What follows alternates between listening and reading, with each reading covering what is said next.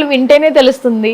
మీరు స్పెషల్లీ మేము వచ్చి మాట్లాడడం కాదు కానీ కాన్ఫిడెన్స్ లేకపోతే మీరు ఈ స్టేజ్ లో ఉండరు అంతే. ఓకే, సో నా సెల్ఫ్ కాన్ఫిడెన్స్, నా will power is my major strength. So ఎప్పుడు నన్ను నేను చూసుకొని అయ్యో అని అనుకోలేదు నేను.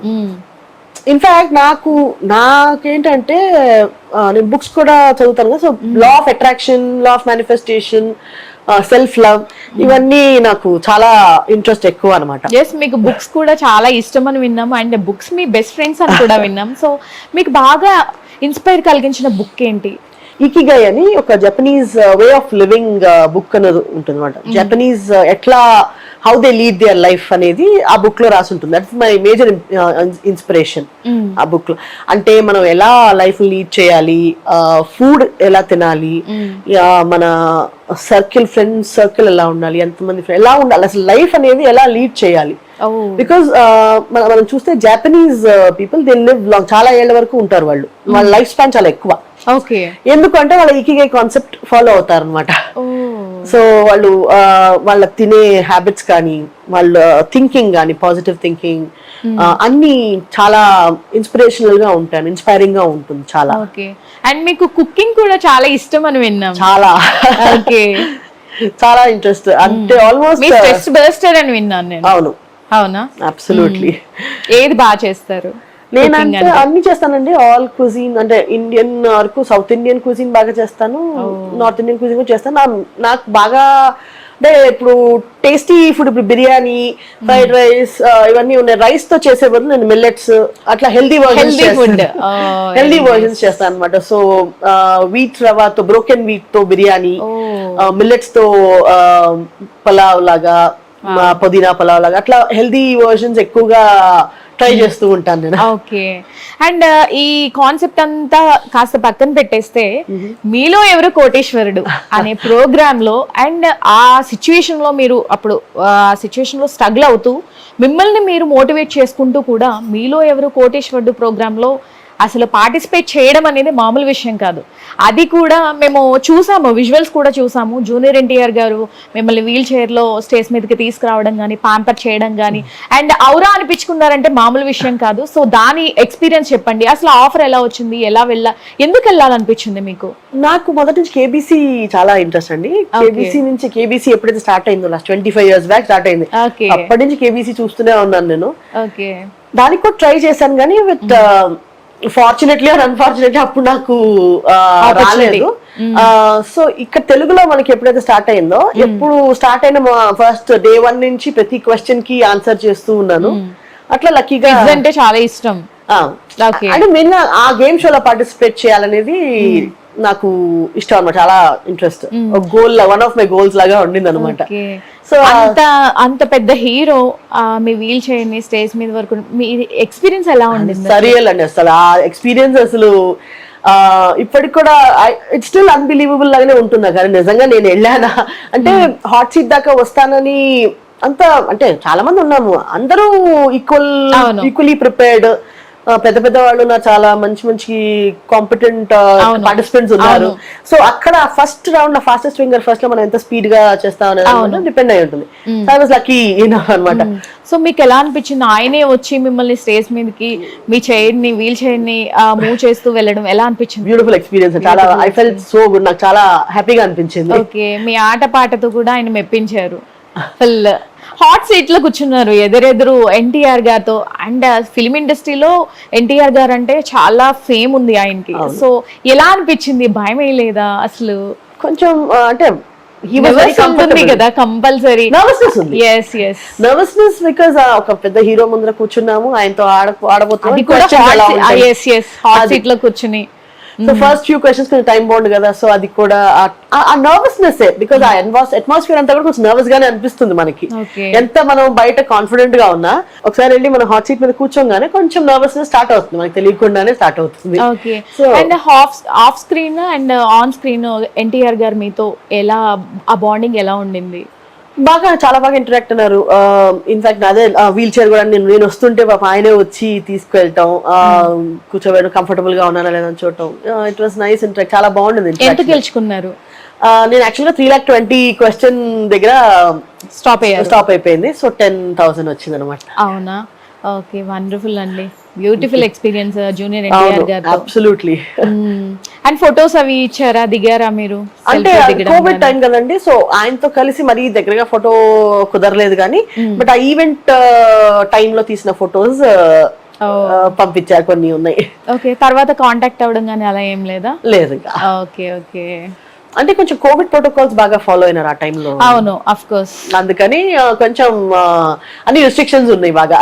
మీలాంటి సిచ్యువేషన్ లో వేరే వాళ్ళు ఉంటే వాళ్ళకి మీరు ఇచ్చే సలహా ఏంటి? అంటే చాలా మంది ఏదైనా ప్రాబ్లం వచ్చిందంటే వాళ్ళని వాళ్ళు హార్మ్ చేసుకుంటారు. అబ్బా నాకే వచ్చింది, ప్రాబ్లం నాకే వచ్చింది, బట్ లోకంలో జరిగే దాంతో పోలిస్తే నాకు వచ్చింది చాలా చిన్న ప్రాబ్లం అని ఎవరు తెలుసుకోలేకపోతున్నారు. సో అలాంటి వాళ్ళకి మీరు ఇచ్చే సజెషన్ ఏంటి? సజెషన్ ఏంటి? లైఫ్ ఇస్ ప్రెషియస్ అని మీరు స్టార్టింగ్ ఇంట్రొడక్షన్ లో చెప్పారు. దేవుడు ఇచ్చిన చిన్న జీవితాన్ని, సో దేవుడు ఇచ్చిన దేవుడే తీసుకెళ్ళాలి, మనం తీసుకోకూడదు. So life is very precious.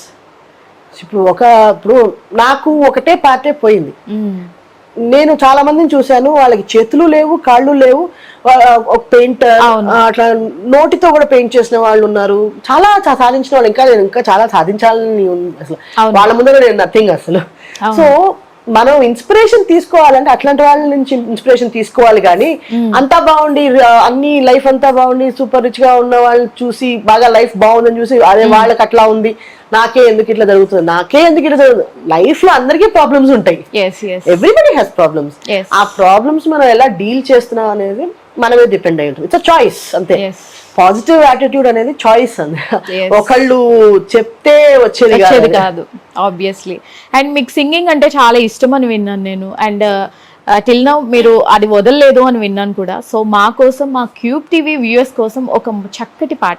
నీ కాటుక కనులు విప్పారకపోతే ఈ భూమికి తెలవారదుగా, నీ గాజుల చెయ్యి కదలాడకపోతే ఏ మనుగడ కొనసాగదుగా, ప్రతి వరుసలోని ప్రేమగా అల్లుకున్న బంధమా, అంతులేని నీ శ్రమ అంచనాల కందున, ఆలయాలు కోరని ఆదిశక్తి రూపమా, నీవు లేని జగతిలో దీపమే వెలుగున, నీ తగులాలనలో ప్రియమగు పాలనలో ప్రతి ఒక్క మగవాడు పసివాడేగా, ఎందరి పెదవులలో ఏ చిరునవ్వున్నా ఆ సిరి మెరుపులకు మూలం నువ్వేగా, మగువా మగువా లోకానికి తెలుసా నీ విలువా, మగువా మగువా నీ సహనానికి సరిహద్దులు గలవా, అటు ఇటు అన్నింటా నువ్వే జగమంతా, పరుగులు తీస్తావు ఇంట బయట, అలుపని రవ్వంతా అననే అనవంట, వెలుగులు పూస్తావు వెళ్ళే దారంతా, మగువా మగువా లోకానికి తెలుసా నీ విలువా, మగువా మగువా నీ సహనానికి సరిహద్దులు గలవా. వావ్ వావ్, సూపర్ అండి, సూపర్. తల్లిదండ్రుల్ని పట్టించుకొని పిల్లల్ని చూసాం నార్మల్గా. సో ఇప్పుడు ఉన్న సిచ్యువేషన్లో చాలామంది పేరెంట్స్ని నెగ్లెక్ట్ చేసి రెక్లెస్గా ఉండడం కూడా చూసాం. కానీ మీరు ఇలాంటి సిచ్యువేషన్లో ఉండి కూడా మీ తల్లిదండ్రులకి వాళ్ళ సొంతింటి కళ నిజం చేశారని విన్నా. సో దాని గురించి చెప్పండి. వాళ్ళు అప్పుడు వాళ్ళ కళ్ళల్లో ఉన్న హ్యాపీనెస్ని మీరు ఎలా ఆ హ్యాపీనెస్ని ఎలా పొందారు? చాలా wonderful experience. I feel so proud. ఇప్పటికి కూడా నాకు చాలా ప్రౌడ్గా అనిపిస్తుంది. అప్పుడు 2013లో నేను డెలాయిట్ అనే పెద్ద కంపెనీలో జాయిన్ అయినాను. సో మంచి కంపెనీ, మంచి శాలరీ, పొజిషన్ అంతా బాగుంది.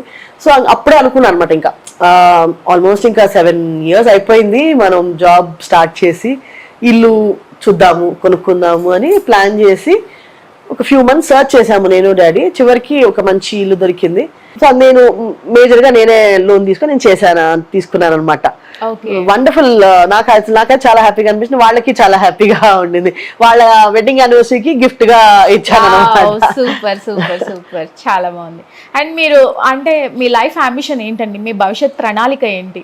మేబీ ఒక ఇంకొక few years I want to work అండి. సో నా డ్రీమ్ ఏంటంటే ఒక ఆంటర్ప్రినర్ అవ్వాలని. వావ్. సో నాకు మా హస్బెండ్ కి ఇద్దరికి ఆ డ్రీమ్ అనేది ఉంది. సో బట్ కొన్ని కమిట్మెంట్స్ ఉన్నాయి ప్రస్తుతానికి, ఫైనాన్షియల్ కమిట్మెంట్స్ వల్ల. So both of us want to work for some time. But ఆ తర్వాత ఒక 10 years తర్వాత ఒక సొంతంగా ఒక రెస్టారెంట్ కానీ, డిపెండ్స్, అంటే ఆ టైంలో మాకు ఎలాంటి ఒక బిజినెస్ స్టార్ట్ చేయాలి, ఒక ఆంటర్ప్రినర్ గా సెటిల్ అవ్వాలి. రిటైర్ అయిపోయి రిటైర్మెంట్ ఒక 10 years 45-50 ఏజ్ లోనే మేము డబ్బు సేవ్ చేసి ఒక ఫండ్స్ ఆంటర్ప్రినర్ గా బిజినెస్ స్టార్ట్ చేయాలని. I wish you all the best. Thank you. And ఒక గృహిణిగా అండ్ ఒక కంటెంట్ రైటర్గా, ఒక ట్యూటర్గా అన్నిటిలోనూ సక్సెస్ అయ్యారు. అండ్ మీ కళను కూడా నిజం చేసుకోవాలని, మీ భవిష్యత్ ప్రణాళిక ఏదైతే ఉందో, మీ అంబిషన్ కూడా చేరువలో వెళ్ళాలని మనస్ఫూర్తిగా కోరుకుంటున్నాం. అండ్ మీలాంటి వాళ్ళు చాలా మందికి ఆదర్శం కావాలి. అండ్ ఇంకో క్వశ్చన్ మేడం, మిమ్మల్ని మేము ఆదర్శంగా, మీ లైఫ్ స్టోరీని కానీ మిమ్మల్ని మేము ఆదర్శంగా తీసుకుంటాం, బట్ మీకు ఆదర్శం ఎవరు? మీరు ఎవరిని ఆదర్శంగా తీసుకుంటారు? ఫస్ట్ ఇన్స్పిరేషన్ అంటే మా మదర్ అండి. మీ mother. Other than my mother, ఇంకా every woman who's successful, struggling and still successful. ప్రతి woman is an inspiration to another woman. Yes, obviously. ఒక దేవుడిచ్చిన చిన్న లోపంతో అక్కడే ఆగిపోకుండా తన లైఫ్ని ఒక పవర్ ప్యాక్డ్, అంటే దేవుడిచ్చిన ఆ విల్ పవర్స్తో లైఫ్ని ముందుకి నడిపించుకుంటూ చాలా, అంటే లైఫ్లో చాలా ఆ బాధని కూడా కనిపించకుండా ఆ చిరునవ్వుతో బయటికి వ్యక్తం చేస్తూ కూడా చాలా శ్వేతా లక్కరాజు గారు ఈరోజు మనకి మంచి మంచి విషయాలు అయితే చెప్పారు ఉమెన్స్ డే స్పెషల్ రోజున. సో ఆ భగవంతుడు ఆశీస్సులు ఆవిడపై ఉండాలని మనస్ఫూర్తిగా కోరుకుంటూ, మీరు ఇలాంటి సక్సెస్ మరిన్ని చేయాలని, పొందాలని కోరుకుంటున్నాము. I wish you all the best అండి. Once again happy women's day. Thank you. మీ వాల్యుబుల్ టైం మాకు ఇచ్చి ఇంటర్వ్యూ అనగానే అరేంజ్ చేసినందుకు చాలా థ్యాంక్ యూ సో మచ్ అండి. అండ్ చూసారు కదండి, మరొకసారి క్యూబ్ టీవీ వ్యూయర్స్ అందరికీ హ్యాపీ ఉమెన్స్ డే. మరొక చక్కటి అంశంతో మళ్ళీ కలుద్దాం. Signing off, this is Hima.